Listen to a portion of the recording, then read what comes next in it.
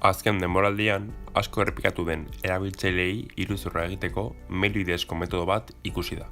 Mail hauetan, hartzaileari ustezko bideo sexual batekin mehatzen zaio, eta bideoa ez publikatzearen ordez, dirua eskatzen zaio.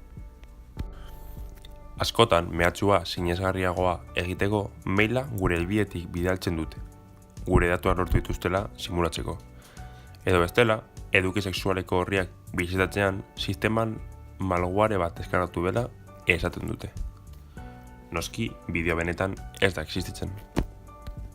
Mota honetako iruzurra jasotzean mehatxaturik sentitzeko, aurretik segurtasun neurri batzuk har ditzakegu. Adibidez, ordenagailuaren kamera une oro estalita izatea. Horretarako, pegatina bat nahiko izango da. Bestela, bizitatzen ditugun web horriak HTTPS aurrezkia dutela ziurtatu dezakegu, datuen galera eta lapurreta ekiditeko. Azkenik, erabiltzaile ez ezagunen mailak edo espero ez ditugunak ez ireki eta berehala ezabatzea gomendatzen dugu. Mota honetako mezu bat jasotzean, egin behar dugun lehen gauza benetan egia izan daitekeen ziurtatzea da. Aurretik azaldutako aholkuak errespetatu ditugu, ezinezkoa izango da gure bideo intimo bat izatea, eta beraz, jasotako mezuaz ahaztu gaitezke.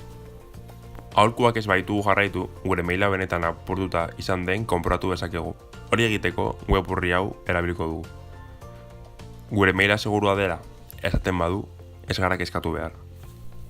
Aholkuak ez baitugu jarraitu, eta gure mailaren datuak lapurtuta izan direla konturatzen bagara, FCSE edo OSIrekin kontaktuan jarri beharko gara, arazoa konpontzen laguntzeko.